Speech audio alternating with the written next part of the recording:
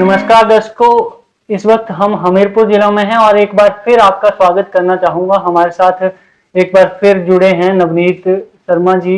और इनका पहले एपिसोड में आपने देखा कि इनका एक इंटरव्यू हमने किया था जिसमें शिक्षा के बारे में और कोचिंग इंस्टीट्यूट के बारे में, स्ट्रगल कैसे कर रहे हैं कोचिंग इंस्टीट्यूट, उसके बारे में चर्चा हमने की थी। आज उस इंटरव्यू को करने के बाद कई क्वायरीज हमारे पास आई और उस क्वायरीज को लेके आज फिर हम सर के साथ जुड़े हैं और आज हम चर्चा करने वाले हैं कि एक कोचिंग इंस्टीट्यूट को कैसे स्टैब्लिश किया जा सकता है, क्या क्या जो फॉर्मेलिटीज़ हैं वो रहती हैं, उसी पे आज चर्चा करेंगे और सर से जानेंगे कि किस तरह से जो है वो एक बेहतर कोचिंग इंस्टीट्यूट शुरू किया जा सकता है। सर एक बार फिर आपका बहुत बहुत स्वागत। थैंक यू सर आज जैसे कि मैंने टॉपिक में बताया कि हम बात करने वाले हैं कोचिंग इंस्टीट्यूट को लेकर। पिछली बार हमने बात की थी कि कोचिंग इंस्टीट्यूट किस तरह से स्ट्रगल कर रहे हैं जी। सर अब बात करेंगे कि नया किसी ने अगर कोचिंग, क्योंकि इस फील्ड में ज्यादातर लोग जाना चाहते हैं, किस तरह से शुरू किया जा सकता है सर और क्या नॉर्म्स रहते हैं इसके? राइट, देखिए महेंद्र जी, पहले तो मैं दर्शकों को स्वागत करता हूं, दर्शकों का भी। और जैसे कि आपने बताया क्वेरीज बहुत सारी आई पिछली बार जो हमने एपिसोड किया था जी। और क्योंकि जेन्युइन डिमांड है और मुझे लगता है कि जो आपने क्वेश्चन पूछा कि किस तरीके से एक कोचिंग इंस्टीट्यूट को एस्टैब्लिश किया जाना चाहिए जी। तो किया जाता है और किया जाना चाहिए, ये दो टॉपिक्स हैं जिनके ऊपर बात की जा सकती है। पहला तो चीज ये है कि कोई भी कोचिंग इंस्टीट्यूट चलाने के लिए किसी इंडिविजुअल का प्रेफर्ड चॉइस क्या है वो उसके ऊपर डिपेंड करता है। अगर आप जो है वो नेशन वाइड किसी इंस्टीट्यूट को चलाना चाहते हो तो उसके लिए जो कोचिंग की रजिस्ट्रेशन है इंस्टीट्यूट की वो होती है कंपनीज एक्ट में। जी। कोई भी अपने जिस नाम से, जिस ब्रांड से आगे चल के कोचिंग चलाना चाहता है तो उसके लिए पहले तो अगर अपना ही उसने बनाना है तो वो एक कंपनी रजिस्टर करा सकता है कंपनी एक्ट में, अंडर रूल्स जो भी एजुकेशन से रिलेटेड रूल्स हैं, रेगुलेशंस हैं, उसके अंडर वो करा सकता है। उसकी रजिस्ट्रेशन पहले एमसीए में होती है जी। एंड देन देयर आफ्टर जब रजिस्ट्रेशन होगी तो उसके बाद ऑटोमेटिकली बाकी ऑपरेशंस उसके बाद ही स्टार्ट किए जाने चाहिए। तो एक तो नेशन वाइड किसी भी कोचिंग को चलाने का तरीका यह है कि पहले कंपनी एक्ट में उसको रजिस्टर करवाया जाए। हाँ। दूसरा एक तरीका होता है कि आप लोकल लेवल के ऊपर जब चलाना चाहते हो तो उसमें आप प्रोप्राइटरी में या लोकल बॉडीज के साथ उसकी रजिस्ट्रेशन कराइए, जैसे कि म्युनिसिपल कॉरपोरेशन है या कमेटी है। उसमें आप जैसे कि normal shops and commercial establishment act है जो किसी स्टेट में चलता है तो उसके अंडर रजिस्ट्रेशन कराई जानी चाहिए और देन जो है वो रजिस्ट्रेशन नंबर लेके फिर अकॉर्डिंगली उसके ऊपर देन वर्किंग होनी चाहिए। तो ये एक दो तरीके हैं जिसके थ्रू कोचिंग की रजिस्ट्रेशन पॉसिबल है। सर ये तो बात होगी कोचिंग रजिस्टर कहाँ करें जी, लेकिन सर बहुत सारी ऐसे नॉर्म्स हैं या ऐसी फैसिलिटीज हैं जिनको पूरा करना पड़ता है। आपको टीचर चाहिए, आपको स्ट्रक्चर चाहिए, एनवायरनमेंट चाहिए, तो उन चीजों को कैसे ध्यान में रखें? बिल्कुल। देखिए स्ट्रक्चर के बारे में पहले बात करेंगे तो इंफ्रास्ट्रक्चर इज वेरी इंपॉर्टेंट क्योंकि वहां बच्चे के बैठने का सही तरीके से जो है अरेंजमेंट होना चाहिए। और इस नॉर्म्स के अंडर आप जो कोचिंग में फॉलो करने चाहिए वो है जो सीबीएसई या स्टेट बोर्ड के रूल्स होते हैं एंड रेगुलेशंस होते हैं कि नॉर्मली एक बच्चे के लिए इतने square feet area is needed under the board norms या सीबीएसई के नॉर्म्स, क्योंकि वो एक नॉर्मली कोई भी स्क्वायर फीट एरिया बच्चे को या स्क्वायर मीटर एरिया एक बच्चे के लिए किसी कोचिंग की बिल्डिंग में चाहिए या क्लासरूम में चाहिए, वो बहुत सोच समझ के बनाया जाता है। तो एज अ रेफरेंस कोचिंग के लिए भी आप स्कूल के नॉर्म्स के हिसाब से उसको इंफ्रास्ट्रक्चर तैयार कर सकते हैं। इसमें इंफ्रास्ट्रक्चर में कुछ एक चीजें बहुत ध्यान में रखने वाली होती हैं, लाइक एक तो बच्चे का seating arrangement that should be very proper, इतना कि आपका कैपेसिटी होना चाहिए रूम की कि बच्चे आराम से उसमें बैठ पाएं और मूवमेंट कर पाएं। देन इसके साथ साथ बच्चों के लिए टॉयलेट फैसिलिटीज, बिल्डिंग सेफ्टी के नॉर्म्स आते हैं तो आपको इसके अंदर क्या होता है कि बिल्डिंग सेफ्टी के लिए आपको जो एग्जीक्यूटिव इंजीनियर है पीडब्ल्यूडी में, उनके थ्रू उसको एक बार उस बिल्डिंग को सर्वे जरूर कराना चाहिए, जिसमें बच्चों को बिठाना है, जैसे कि स्कूल नॉर्म्स में भी होता है या यूनिवर्सिटी या कॉलेज नॉर्म्स में है। दूसरा है फायर सेफ्टी का, जैसे कि आजकल आपने देखा होगा कई बार बहुत सारे इंसिडेंट ऐसे अनवांटेड और अनडिजायरेबल इंसिडेंट्स होते हैं, जिसमें कई बार आग लग जाती है या समथिंग बैड दैट हैपेंस, और डिजास्टर मैनेजमेंट के अंदर भी इस चीज को देखा जाना चाहिए। तो उसके लिए फायर सेफ्टी के नॉर्म्स हैं, उनको भी पूरा करना बहुत जरूरी है कि आपकी बिल्डिंग की कितनी हाइट है, जिसके अंदर वो पूरे नॉर्म्स हैं। एक वो फायर डिपार्टमेंट के साथ आप एनओसी उससे ले सकते हो, और वो सारे इक्विपमेंट्स लगाए जाने चाहिए सो दैट बच्चे वहां पे सेफ एंड साउंड हो। Drinking water facility, that is also one of the norm, जिसमें मुझे लगता है क्योंकि पीने के पानी को लेके हालांकि बहुत सारे लोग अवेयर हैं इन चीजों को लेके, but drinking water facility should be very good, so that कि बच्चों को एक तो हाइजीनिकली बेटर जो है चीज मिले, पानी मिले पीने को बच्चों के लिए। और बाकी देखो सेकेंडरी फैसिलिटीज हैं, फैसिलिटाइज तो जितना मर्जी करते जाओ आप, चाहे उसको एयर कंडीशनिंग आजकल मतलब एक ट्रेंड में है, तो ऑटोमेटिकली बच्चों के कंफर्ट का भी ध्यान रखा जाता है, so that air conditioning if required then must to करनी चाहिए। और अगर इस चीज के लिए आपको और भी कोई फैसिलिटीज बच्चों की रिक्वायरमेंट है, जैसे टेक्नोलॉजिकल अपग्रेडेशंस, तो दैट इज ऑल्सो, आजकल लॉजिस्टिक्स का बहुत सारा वर्क है एक कोचिंग में, पहले उतना ट्रेंड में नहीं था लेकिन now it's trending now. Test mostly क्योंकि ऑनलाइन होते हैं, तो आपको डिजिटल इंफ्रास्ट्रक्चर भी तैयार करना पड़ेगा, तो ये भी एक अपनी एक इन्वेस्टमेंट है अलग से, जो एक कोचिंग में आपको बनानी पड़ेगी। तो इस तरीके से कुछ एक फैसिलिटीज हैं विच आर नीडेड। सर यहाँ पे बात हो गई, एक तो रजिस्ट्रेशन और इंफ्रास्ट्रक्चर की हो गई।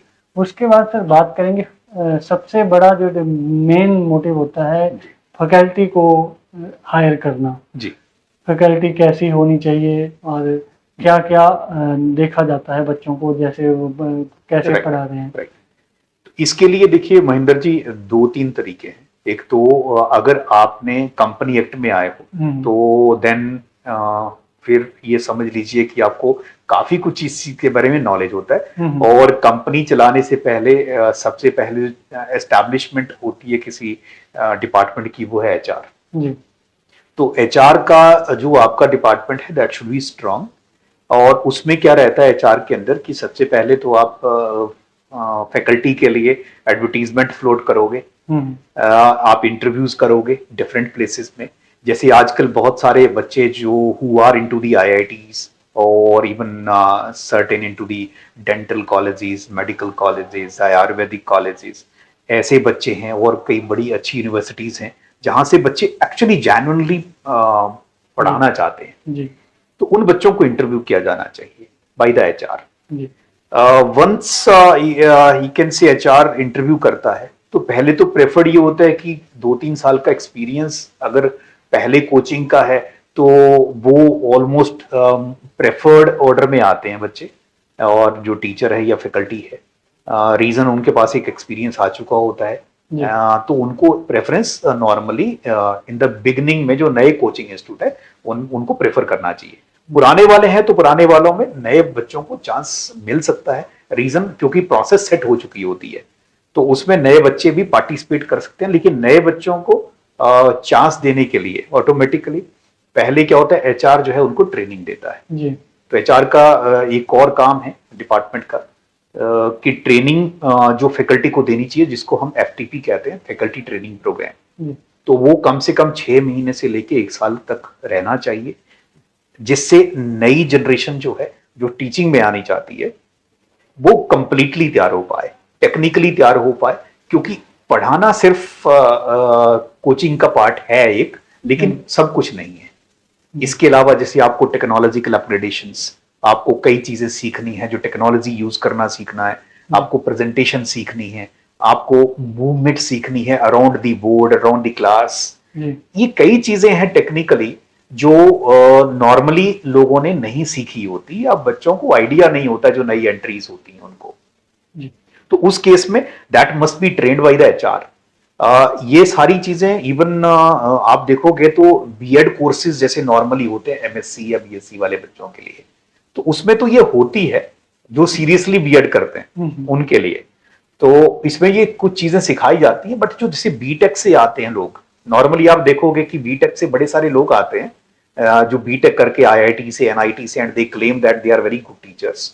तो many of the times they are not that much ready with the teaching methodologies, teaching patterns। वो लेमैन की तरह जैसे कि उन्होंने अपने टीचर्स को पढ़ा के देखा होता है उसी के हिसाब से उनको कॉपी करके वो लोग ट्राई करते हैं, लेकिन इट टेक्स टाइम, उनको वक्त लगता है। कोई भी बच्चा एनआईटी से आईआईटी से आता है, डायरेक्ट पढ़ाने शुरू करता है, तो उसको वक्त लगेगा एक अच्छा टीचर डेवलप होने में। कई बार हम लोग अंडर इन्फ्लुएंस ऐसा कर लेते हैं कि आईआईटी से आया होगा तो बहुत अच्छा होगा, तो many of times they may be lacking teaching skills. So उसके लिए एचआर का बहुत बड़ा रोल हो जाता है कि कोई भी ऐसा बच्चा या कोई भी ऐसा कैंडिडेट हायर करें तो उसको ट्रेनिंग जरूर करें as per the need and as per the requirement. तो ये एक बड़ा इंपॉर्टेंट फैक्टर है कि आईआईटी या एनआईटी नहीं, और डेफिनेटली क्या होता है कि आईआईटी एनआईटी से कोई भी बच्चा एंट्री किया है अपने टाइम में तो वो एक बेटर कंटेंट के साथ है, उसका कंटेंट का लेवल अच्छा हो सकता है, लेकिन इवन ही और she needs the training. Sir यहाँ बात करेंगे, अब सब कुछ हो गया, स्ट्रक्चर तैयार हो गया और फैकल्टी का भी हो गया, बिल्कुल। अब एक महत्वपूर्ण जो मुद्दा है ब्रांडिंग, करेक्ट, क्योंकि ब्रांडिंग के बिना आपके पास बच्चा नहीं आएगा। करेक्ट। तो बच्चा लाने के लिए एक तो ब्रांडिंग करनी पड़ेगी, तो ब्रांडिंग के लिए क्या क्या करना चाहिए? देखिए, ब्रांडिंग के लिए सबसे पहली तो बात यह है कि आपका जो नेमिंग और नॉमेनक्लेचर है, जिस नाम से आप अपनी कोचिंग को नाम देना चाहते हो, एक तो पहली बात है ऑलरेडी बहुत अच्छे जो ब्रांड है एस्टैब्लिश्ड हैं, और उनको काउंटर करने के लिए जो नेमिंग है, नॉमेनक्लेचर है, तो नए लोगों के लिए कोई नई कंपनी ही एस्टैब्लिश कर रहा है या नया ब्रांड एस्टैब्लिश कर रहा है। देखिए, इसमें भी दो तरीके हैं, मैं थोड़ा सा बीच में रोकना चाहूंगा अपनी बात को। दो तरीका है जी। पहली बात, या तो आप किसी एस्टैब्लिश ब्रांड की फ्रेंचाइज ले लो जिससे आपको उसके लिए ब्रांड को नहीं बनाना पड़ेगा, आपके लिए बहुत स्पीडी हो जाएगा। लेकिन उसमें क्या होता है कि आपकी जो ओनरशिप है या समटाइम्स आपका जो शेयर है, कुछ पार्ट ऑफ द शेयर वो आपका जाता रहेगा, जो आपको कई बार पिंच करेगा कि why I am just investing in the brand. लेकिन ब्रांड की वजह से आपको एक जो एस्केप वेलोसिटी के साथ आप लॉन्च हो सकते हैं, रॉकेटिंग स्पीड से आप निकल सकते हैं, वो आपको एक एडवांटेज रहता है।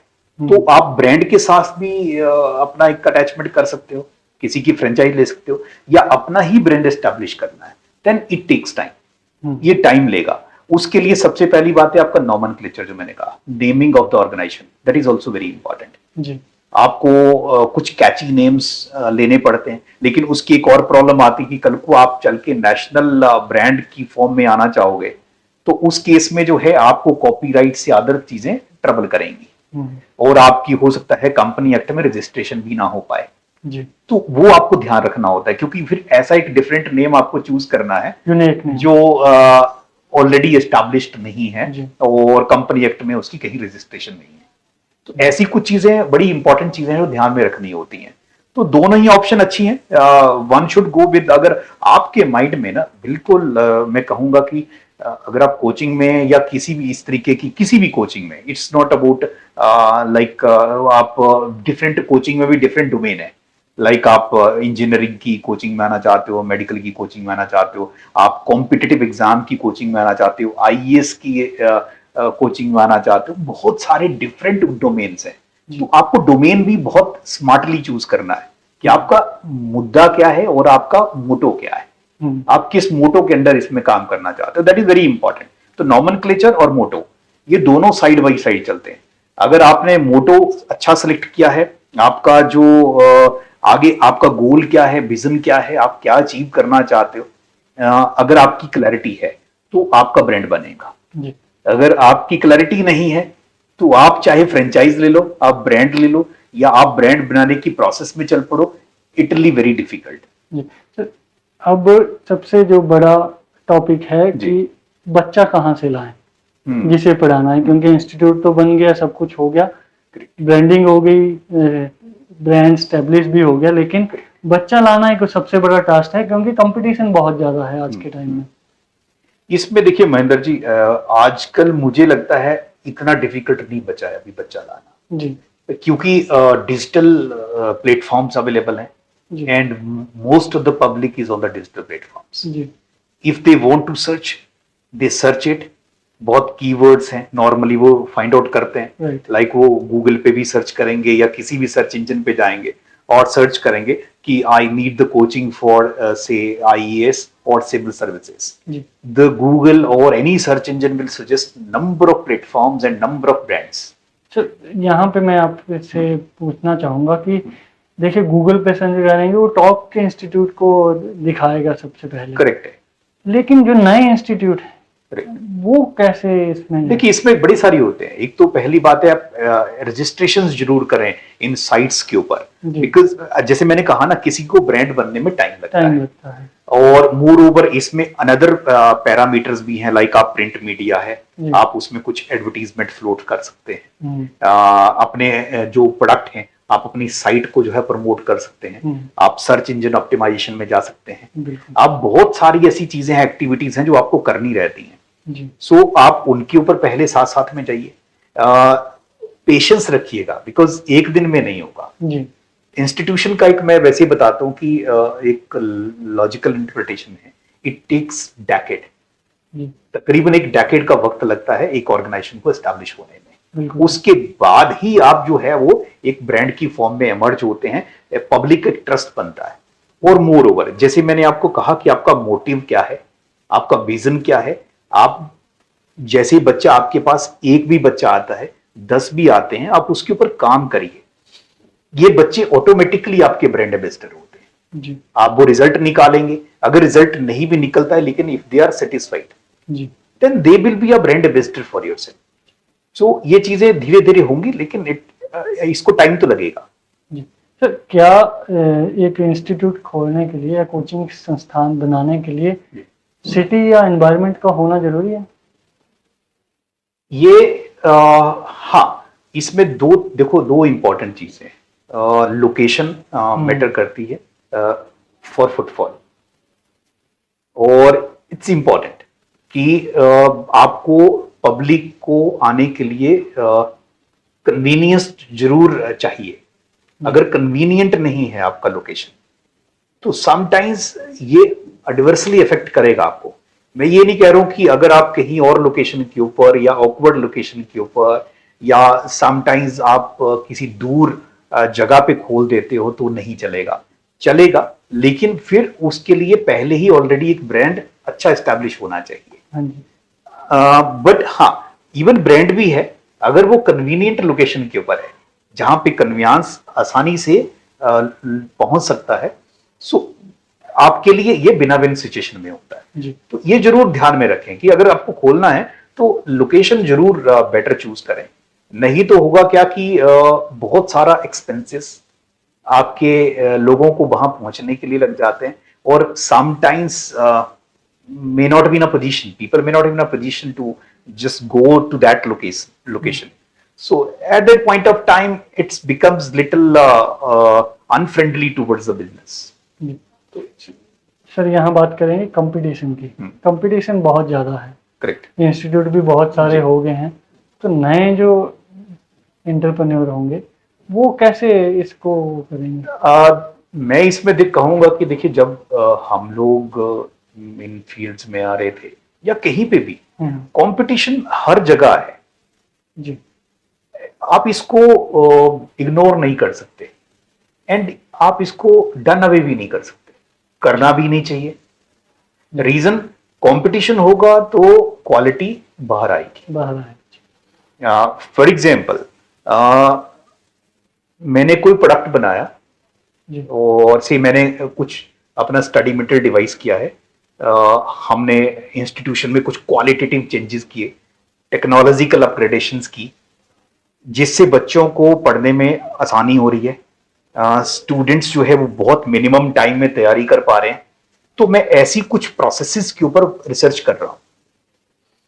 अब डेफिनेटली मैं एक कंपटीशन डेवलप कर रहा हूं अपने किसी काउंटर पार्ट के लिए जी जो सेम लेवल के ऊपर, सेम डोमेन के ऊपर, डोमेन में काम कर रहा है। तो कंपटीशन तो डेफिनेटली उसको हीट फील होगी। इन दैट रीजन अब वो क्या करेगा कि वो फीलिंग जनरेट करेगा अपने अंदर एक कंपटीशन का, और वो कोशिश करेगा उसके साथ मैचअप करने का। ठीक है, ये जो जब ये फीलिंग जनरेट होगी और वो मैचअप करने पे आ गया, तो वो क्या करेगा, वो भी कोशिश करेगा या तो कोई नई प्रोसेस डेवलप करेगा या मेरी प्रोसेस को कॉपी करेगा जी। इससे कंपटीशन जो है वो क्या करेगा, क्वालिटेटिव अपग्रेडेशन जो है वो होने शुरू हो जाएगी। सर यहाँ मेरा अंतिम सवाल आपसे रहेगा, सबसे बड़ा जो आ जाता है बजट, कि एक इंस्टीट्यूट, कोचिंग इंस्टीट्यूट शुरू करने के लिए कम से कम कितना बजट होना चाहिए? देखिए, ये डिपेंड करता है आपके विजन के ऊपर जी पहली, और डिपेंड करता है आपका इनटेक कैपेसिटी। जी जब भी आप बिजनेस एस्टैब्लिश करना चाहते हो, आपके दिमाग में पहली तो बात है, you should be such a plan कि you must have a figure in your mind that how many student you want to settle down in the institution, how many students do you wish to teach in an year, similarly दूसरा कि कितना बड़ा आप जो है वो revenue generate करना चाहते हैं एक साल में, और प्रॉफिट कितना बनाना चाहते हैं। तो ये सारे एक मैथमेटिक्स है जो आपको बैठ के करना है अपने थिंक टैंक के साथ, या अकेले अगर आप एंटरप्रेन्योर हैं, आपको ये सारी कैलकुलेशंस पहले ही करके रखनी है। बेस्ड अपॉन दोज कैलकुलेशंस, अगर आपका जैसे टारगेट बहुत बड़ा नहीं है और एक नॉर्मल टारगेट के साथ आप लोग चल रहे हो, तो उसमें क्या करना पड़ता है कि आपने एक बजट सेट किया होता है। नॉर्मली एक जो लोकेशंस हैं सब अर्बन एरियाज में, उनमें जो बिजनेस एंटरप्रेन्योर्स जो बिजनेस सेटअप करते हैं, तो उस केस में एक कैलकुलेशन होती है कि they must have a profit on a tune of से 10 लाख, 20 लाख या 25 लाख या 30 लाख जी। ये एक प्रॉफिट निकलना चाहिए। अगर 30 लाख का प्रॉफिट निकालना है अपने को, तो तकरीबन आपकी जो टर्नओवर है that should go 1.5 to 2 crore. ये एक अप्रोक्स फिगर है जी। अगर कोचिंग में या सर्विस सेक्टर में अगर आप हैं, तो कोई भी कंपनी जो सर्विस सेक्टर में काम करती है जी, तो उसका तकरीबन 1.5 से 2 करोड़ टर्नओवर होना चाहिए, सो दैट वो अपने एक्सपेंसेस को मीट आउट कर पाए और वो उतना की प्रॉफिट भी जनरेट कर पाए। तो इसके लिए जो मोटा मोटा कैलकुलेशन में, क्योंकि इट्स नॉट डिपेंड करेगा, वेरिएबल्स हैं इसमें जी, लेकिन मोटी मोटी कैलकुलेशन है, तो 3 से 4 करोड़ के आसपास एक इन्वेस्टमेंट है जो एक बहुत ही अच्छा ब्रांड और एक अच्छा एस्टैब्लिशमेंट कर लेता है।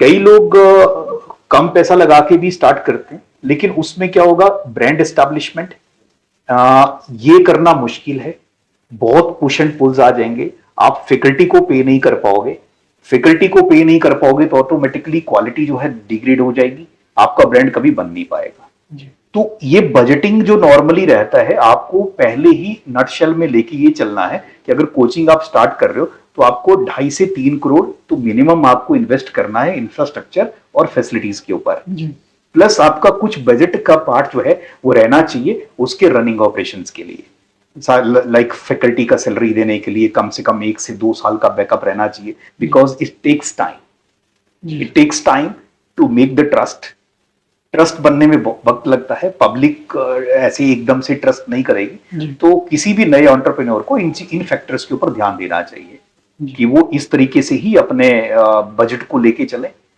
अदरवाइज क्या होगा कि at certain point of time they may gate suffocated, और इनके लिए एक बॉटल नेक आ जाएगा जिसमें हो सकता है कि वो company they may have to close the company if they do not do the things according to the norms. Sir, क्या संदेश देना चाहेंगे नए लोगों के लिए जो कोचिंग की फील्ड में उतर रहे हैं? देखिए, मैं तो पहले जो बीच में अभी कहा, जो भी लोग मुझे सुन रहे हैं या एंथुजियास्ट हैं कोचिंग में आने के लिए या कंपनी बनाने के लिए, एजुकेशन से रिलेटेड कंपनीज बनाने के लिए, उनको मेरी तरफ से यह है कि आप आइए, लेकिन विजन बड़ा क्लियर रखें जी। अगर आपका विजन क्लियर नहीं है, आप if you are coming for the sake of generating huge और fat money, then you are coming for a wrong direction. ये फिर आपके लिए एक बॉटलनेक बन जाएगा किसी ना किसी दिन, क्योंकि ये जो फील्ड है इसमें क्वालिटी प्लस इसमें results, more over the product, ये सारी चीजें बहुत मायने रखती हैं। इसमें एक यूनिकनेस आपके अंदर जरूर होनी चाहिए, बिकॉज अगर आप सिर्फ कॉपीड कंटेंट ही लोगों को दे पा रहे हैं या कॉपीड प्रोसेसेस ही कर रहे हैं, मान लेते हैं कि मेरी अच्छी प्रोसेस चल रही है या कोई बड़े ब्रांड इसमें और भी हैं इन्वॉल्व कोचिंग में, आप उन ब्रांड्स का सिस्टम पढ़ के, जो एक नॉर्मल ट्रेंड लोग फॉलो करते हैं, तो वो उनके सिस्टम को स्टडी करते हैं वहां जाके और ऑलमोस्ट वैसा ही सेटअप तैयार कर देते हैं। लेकिन हमेशा याद रखिए, ओरिजिनलिटी अगर लैक कर रही है, अगर आप सिर्फ आपको किसी को कॉपी करके चल रहे हो, देन आप किसी ना किसी दिन ट्रबल में आएंगे। उसका कारण होगा क्योंकि वो that is not your part, वो आपका पार्ट नहीं है, वो आपका ओरिजिनलिटी नहीं है। आपको इस चीज को समझना पड़ेगा। आप जब भी आए किसी ना किसी एक ओरिजिनल आइडिया के साथ आए, जिससे आपको ये लगे कि yes this is the differentiator. मैं अगर कोचिंग कर रहा हूं तो मैं एक डिफरेंशिएटर लेके चल रहा हूं, डिफरेंशिएटर क्रिएट किया है मैंने, जो बच्चों को कहीं ना कहीं बेनिफिट करेगा and other people or other brands haven't worked on that। ये एक फैक्टर आपका हमेशा ध्यान में रखना चाहिए। बाकी तो देखिए सब कुछ कॉमन होगा, सर्विस सेक्टर है या किसी पर्टिकुलर डोमेन में उसकी क्वालिटेटिव तो ऑलमोस्ट सेम ही चीजें होंगी, बट डिफरेंशिएटर जो है मैटर करेंगे आपको आगे बढ़ने के लिए। आपको लोगों की या बच्चों की, जैसी कोचिंग है तो आपको कैंडिडेट्स की या बच्चों की प्रॉब्लम्स को डीपर लेवल तक समझना पड़ेगा जी। अगर वो समझ आ गई आपको और आपने उसके लिए कोई यूनिक प्रोसेस जनरेट कर ली, तो ये समझ लेना कि आपका जो सक्सेसफुल होना ऑलमोस्ट तय है। It's almost done that you will be successful. So entrepreneur नए जितने भी लोग हैं, इतना याद रखना चाहिए, जो मैं मानता हूं कि एंटरप्रेन्योर के माइंड में कई बार एम्प्लॉयर का भी फीलिंग आ जाती है। तो जिसको मैं मानता हूं कि मैं अपनी लाइफ में ये कभी भी नहीं मानता कि we are an employer, what I consider myself is a coworker. हम कोवर्कर्स हैं। सो ये वाली फीलिंग बड़ी इंपॉर्टेंट है। मैंने कहा ना, डिफरेंशिएटर होना बड़ा जरूरी है। हम लोग एम्प्लॉय या एम्प्लॉयर नहीं है, we are the coworkers who are working for a reason. The people who are working with me, they are working for a reason which I have actually envisaged. I have given a vision that we will establish the goal, और हम इस गोल को achieve करेंगे। तो वो हमने goal set कर रखे हैं और हम नए गोल्स की तरफ भी जाते रहते हैं, तो टीम वर्क करती है उसके लिए। तो वी आर एक्चुअली को वर्कर्स। तो वो एम्प्लॉयर्स और एम्प्लॉय के माइंडसेट से बाहर निकलना है और एक अच्छी सोसाइटी मेकअप की तरफ जाना है। फाइनली जो मैं वर्ड्स कहूंगा वो ये है, क्योंकि कोई भी काम, आप जो भी काम करो, चाहे कोचिंग में करो, मैन्युफैक्चरिंग में करो, आप सर्विस सेक्टर में करो, किसी भी इंडस्ट्री में आप काम करो, आपका गोल एक ही होना चाहिए कि पीपल और the public must be benefited by your work. जी सर, बहुत बहुत धन्यवाद हमारे साथ जुड़ने के लिए। जैसा कि सर ने आपको बताया कि कोचिंग इंस्टीट्यूट को कैसे शुरू किया जाता है, क्या क्या नॉर्म हैं और किन किन बातों का ध्यान रखा जाना चाहिए। अगर कोई भी इनसे कोचिंग इंस्टीट्यूट स्टार्ट करना चाहता है तो वो इन सब बातों को ध्यान में रख के एक नया कोचिंग इंस्टीट्यूट स्टार्ट कर सकता है।